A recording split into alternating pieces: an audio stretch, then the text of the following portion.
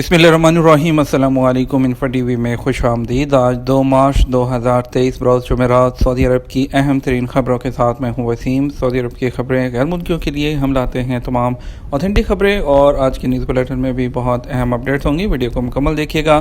शुरू करते हैं पहली खबर के साथ। शरीक प्रोग्राम प्राइवेट सेक्टर की 8 कंपनियों के लिए 192 अरब रियाल के मंसूबे। सऊदी वली अहद वज़ीर आज़म शहज़ादा मोहम्मद बिन सलमान की मौजूदगी में शरीक प्रोग्राम के तहत रियाद में 192.4 अरब रियाल के 12 मंसूबे प्राइवेट सेक्टर की 8 कंपनियों के लिए जारी किए गए। सरकारी खबरसा एजेंसी SPA के मुताबिक इस हवाले से रियाद में एक तकरीब का इनेकाद किया गया, जिसमें प्राइवेट सेक्टर के साथ शराकत फ़रोग़ प्रोग्राम में शामिल बड़ी सरमायाकारी कंपनियों के लिए पहला पैकेज जारी किया गया। ये मंसूबे सऊदी विजन 2030 के मुकर्रर करदा कौमी टारगेट के हसूल में प्राइवेट सेक्टर की पार्टनरशिप बढ़ाने के लिए ख़ास तौर पर डिज़ाइन किए गए हैं। याद रहे कि वली अहद शहज़ादा मोहम्मद बिन सलमान ने 30 मार्च 2021 को इस प्रोग्राम का ऐलान किया था और इस पर अमल दरामद की निगरानी खुद कर रहे हैं। इस प्रोग्राम में प्राइवेट सेक्टर की 28 कंपनियां शामिल हो चुकी हैं, और इसके अलावा जो आला ओहदेदार जो हैं इस तकरीब में शामिल हुए। तकरीब के दौरान 12 मनसूबों के मुआहदों पर दस्तखत किए गए। ये मनसूबे 8 कंपनियाँ नाफिज करेंगी। इन मनसूबों से सऊदी इकॉनमी बढ़ेगी, सनतों की सऊदीज़ेशन और सरकारी और प्राइवेट सेक्टर के दरमियान पार्टनरशिप बढ़ेगी। शरीक प्रोग्राम उन कंपनियों की मदद के लिए बनाए गए हैं जो अपनी सरमायाकारी का वॉल्यूम बढ़ाने का इरादा रखती हैं और मुख्तलिफ इम्कानात तलाश करती हैं। यूनिवर्सिटीज़ में योगा मुतारफ़ कराने के लिए मुआहदे होंगे। सऊदी योगा कमेटी की सदर नौफ अल-मरोई ने कहा कि योगा की सपोर्ट और फ़रोग़ के लिए आइंदा चंद महीनों में सऊदी अरब की बड़ी यूनिवर्सिटीज़ के साथ एग्रीमेंट्स पर दस्तखत किए जाएंगे।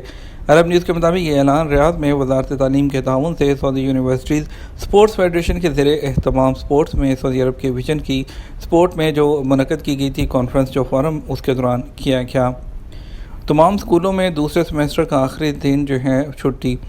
सऊदी वज़ारत तालीम ने कहा कि आज जुमेरात को तमाम स्कूलों में तालीम का आखिरी दिन है, जबकि कल जुमा से दूसरे सेमेस्टर की छुट्टी होगी। सबक वेबसाइट के मुताबिक तीसरा सेमेस्टर 12 मार्च को शुरू होगा, जिसके दौरान ईद उल फितर की छुट्टियां भी मनाई जाएंगी। तीसरे सेमेस्टर में तालीम का सिलसिला 22 रमज़ान मुबारक तक जारी रहेगा, जिसके बाद 26 अप्रैल तक छुट्टी होगी। तीसरे सेमेस्टर के दौरान तलबा को 28 मई को तवील हफ्तावार छुट्टी दी जाएगी। हतमी इम्तहानात के बाद तालीमी साल 22 जून को ख़त्म हो जाएगा। मस्जिद अल हराम में खजूरों का स्टैंडर्ड चेक करने के लिए स्पेशल टीमें। सऊदी अरब में मस्जिद अल हराम की इंतज़ामिया ने ज़ायरीन को दी जाने वाली खजूरों का मेयार जांचने का प्रोग्राम मुतारिफ़ कराए हैं। सरकारी खबरसा एजेंसी SPA के मुताबिक इंतज़ामिया के मातहत हिफ़्ज़ान सेहत इदारे के डायरेक्टर ने कहा कि हर साल की तरह इस मरतबा भी रमज़ान में इफ्तार दस्तरख़्वान का अहतमाम किया गया है। इफ्तार में फ़राहम की जाने वाली खजूरों का मेयार जाँचने के लिए माहिरीन की एक टीम तैनात की गई है। उन्होंने कहा माहिरीन 12 बुनियादों पर खजूरों का मेयार चेक करेंगी। खजूरों की ताज़गी, वज़न, हुजम और मुकर्रा खूबियों की मौजूदगी जैसे अमूर चेक किए जाएंगे। उन्होंने कहा कि इदारा इफ्तार कराने वालों को साल भर परमिट जारी करता है। परमिट होल्डर्स को मुख्तलिफ कामों का पाबंद बनाया जाता है। उनमें एक पाबंदी ये भी है कि ज़ायरीन को दी जाने वाली खजूरें ताज़ा और ग़िज़ाइयत से भरपूर होनी चाहिए।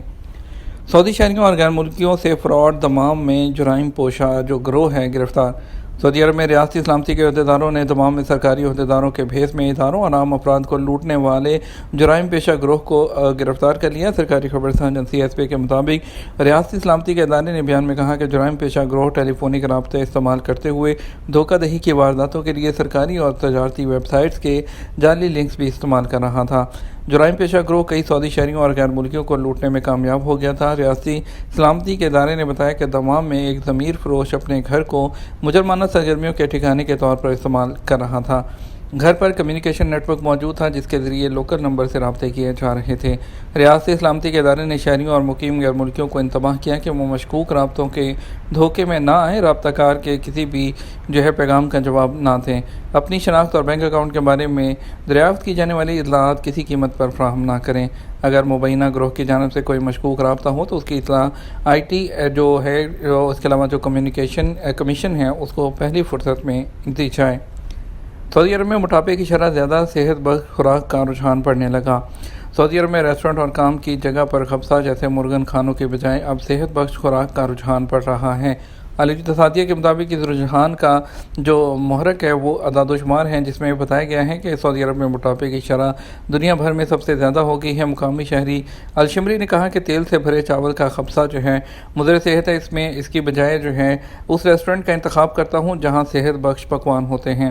2022 میں جاری عالمی بینک کی ایک ریسرچ کے مطابق سعودیوں کے بارے میں یہ بات مشہور ہے کہ وہ مرغن کھانے بہت زیادہ پسند کرتے ہیں۔ عالمی ادارے کی رپورٹ میں کہا گیا کہ سعودی عرب میں موٹاپے کا بڑھتا ہوا مسئلہ پریشان کن ہے۔ ریاض کے مرکزی علاقے میں واقع ایک پرائیویٹ ہاسپٹل میں مالیاتی تجزیہ کار کے طور پر کام کرنے والے سعودی شہری الشمری نے بتایا کہ وہ ڈیوٹی کے دوران برگر، شوارما یا خبزہ کھانے کے عادی تھے۔ دفتر میں 8 گھنٹے کی ڈیوٹی اور اپنی جگہ کرسی پر بیٹھے رہنے سے اس کا وزن بڑھتا چلا گیا۔ تیونسی صدر کی زیر صدارت عرب وزرائے داخلہ کا اجلاس۔